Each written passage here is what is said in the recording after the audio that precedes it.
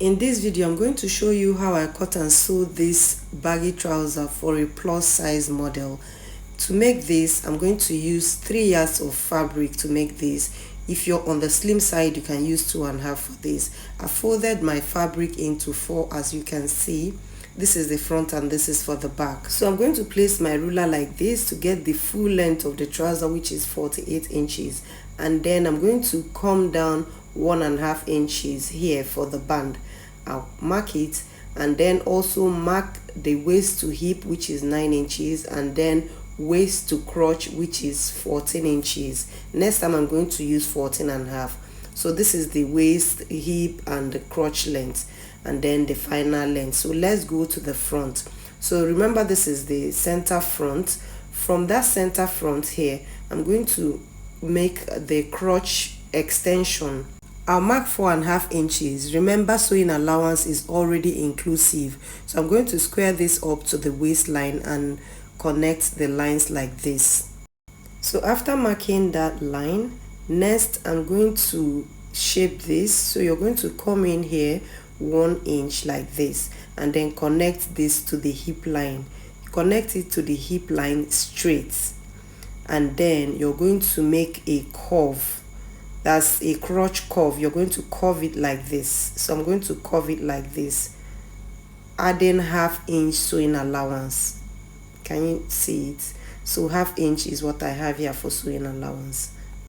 Next, I'm going to mark the circumference of the trouser. So from that 1 inch I came in, I'm going to mark the hips divided by 4, which is here, and I'm going to add 2 inches to that. Remember, sewing allowance is already inclusive, so whatever I get from there, I'm going to transfer it to the hip line. So whatever I have from here, measure it fully, and then you're going to transfer it to the hip line. Also on the crotch length, then you're going to take it all the way down. Just square it all the way down. Remember, this is a baggy trouser, so it's free. Just square it all the way down. This is a plus size trouser, so you might not be able to see everything, but you follow my instructions. With this, the front panel is ready, so we're going to use this front panel and cut out the front. Now, next thing I'm going to mark is the crotch extension for the back. I'm going to mark 3.5 inches here. I'll just go ahead and cut out the front so that you will understand the front and the back. So from the front crotch extension, lift the fabric up and cut out the front like this. I'll go ahead and also cut out the side seam. I'm so sorry my camera cannot capture the whole thing, but I'm cutting it from the lower part up to this side. Can you see? Then also I'll cut out the waistline like this. So with this, the front is ready. I'm just going to cut this out and open this like this. So we have this like so. So what you're going to do now is to mark for the front, for the back. So I want to mark for the back. Let me shift this so that you'll be able to see what I'm showing you.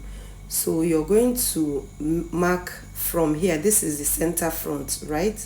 So from the center front, you're going to go in like so. You're going to go in 2.5 inches and mark it here, and also extend it up 2.5 inches. So you mark it here. So now let me just mark the front so that you'll be able to see what I'm showing you. So this is the crotch extension for the back, how I'm making it. Can you see? I curved it to that 3.5 inches.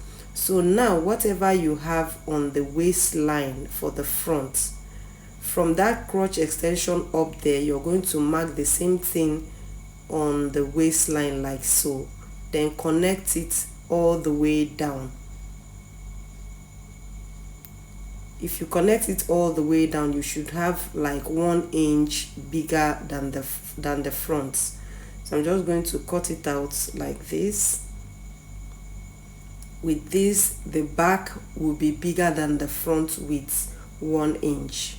So you cut it all the way to the floor. In case you don't understand what I'm doing, this is exactly the same thing I do with all my trousers, just that this is for a plus size model. So I'm just going to lift this up like this and cut out the back crotch extension. Then I'm also going to cut out the inside leg for the back. As you can see, this trouser is very simple and easy to make. The only thing you're going to do is to add waistband to the waistline. So I'll just go ahead and cut out the back and everything. And remember, this tutorial is just for this video. I will wash out this chalk. So next I'm going to show you how to add elastic to the waistband. So remember, we removed 1 inch, 2 inches for the waistline.